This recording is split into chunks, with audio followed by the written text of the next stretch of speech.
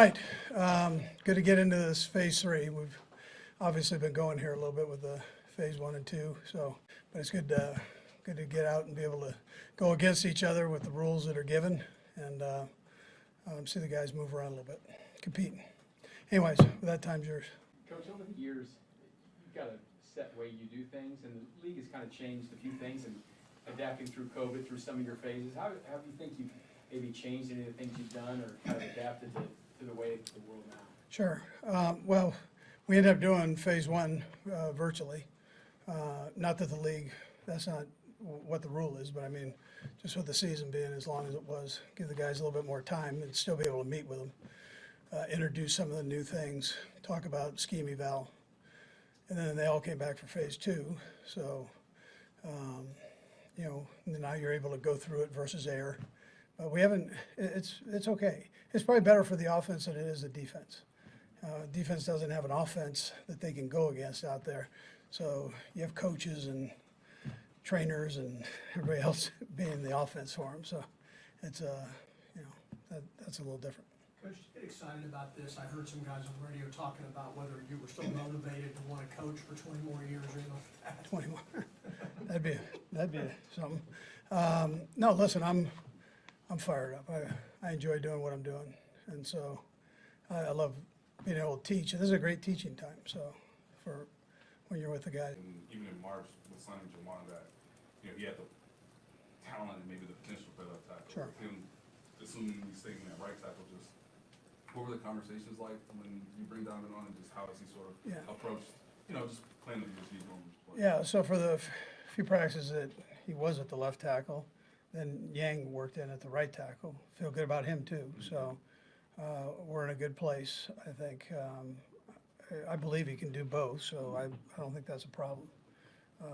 He got a few snaps at that, but listen, we've got 2 veteran guys that have a lot of snaps under their belt at a high level.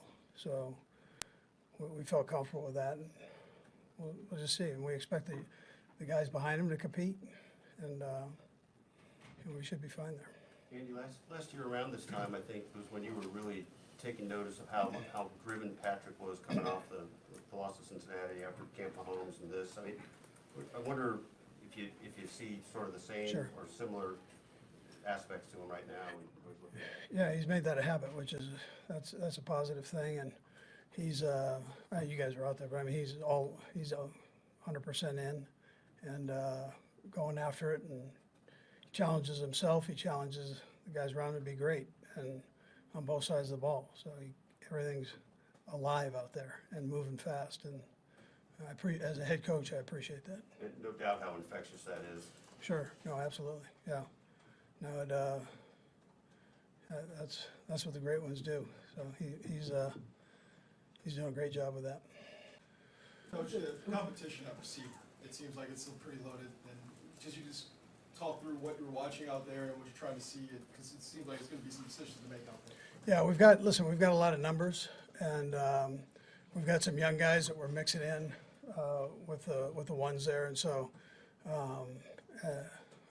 it should be great competition. I can't wait, for camp, where you really get an idea of that next level, what they can do when bullets are flying, they'd say, right?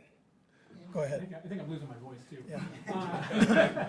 But bringing in Blaine to be the backup, what did you kind of see in him, and what have you learned about him so far? Yeah, he's smart, and he's bigger than I thought he was. He's a big kid. Throws the ball, strong arm.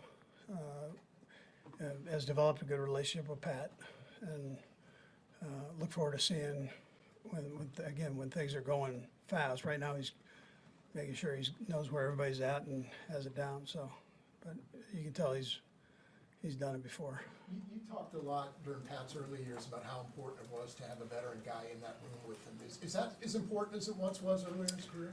I don't think it is. I would tell you that if you can find a good veteran player,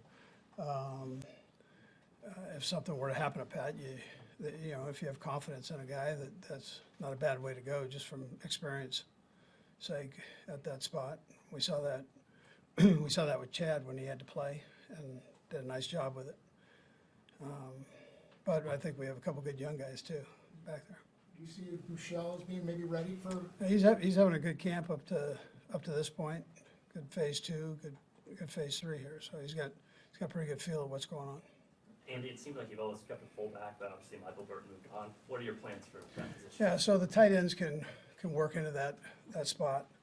You know, we know Noah can do all of that, and that's kind of where we went with it. We've got a number of tight ends that we feel comfortable with, so maybe keep an extra tight end as opposed to that fullback. Coach John Ross had a year out of football. I presume you guys working out. What did you like and what you saw, and how have you liked it so far here? Yeah, listen, I like both the Rosses, you know, big and little. The big one is coming along. He feels good. His foot feels good. The surgery that he had worked out well. So up to this point, he's made some nice plays for us out here. I know Pat's got trust in him, so that's good to see. And the smaller Ross is extremely fast and quick. And before he got hurt, he was on to a pretty good season. And so he, you know, I like what I see there too. Is he faster than you thought? He stood out there today. Well, he's the one that jumped out at everybody at the combine, just when he ran. I mean, he was extremely fast. I think he set a record there, I believe. So he can move. He can skedaddle. And he's smart, which you need to be in this thing. So. On the fullback thing, you've had guys here, and that's been a staple of what you guys do. You mentioned that you have a lot of times that it can do that. Could you see yourself ever going back to having a fullback? Is it a sea change for you not having on the roster? Yeah, well, you normally don't have the number of tight ends. That we've got here. So I would go back. I mean, that's not a problem. We liked what we had last year with it, but again, we were always, without the injuries, we were going to have to juggle that last year somehow. So, but guys got banged up, done a nice job. Couple more guys. And Reid's done a phenomenal job. He's had a great offseason. He's been here every day that he could be here and just working his tail off, and you can see it. I mean, he understands what's going on better than what he did, and he's moving around great right now. Coach, you talked about people finishing season strong. Scott Moore finished positive note. What are you seeing from him so far? Yeah, I like what I see. Again, strong. You can tell that he's worked this offseason. He was down there with Pat the whole time, and never missed a day with him. So he's doing a good job. Better understanding. Yeah. Coach, how do you deal with winning? Is it different? Is it more difficult, or is it different dealing with a team that's coming off a Super Bowl championship like you've done before? Do you talk about that, not getting complacent? Yeah, no, I go the other way. I mean, can we be better? Let's work on that. That we can control. And so dig in on that, and then you don't worry about the other stuff. So that's kind of where I've been with it. We can all get better in certain areas.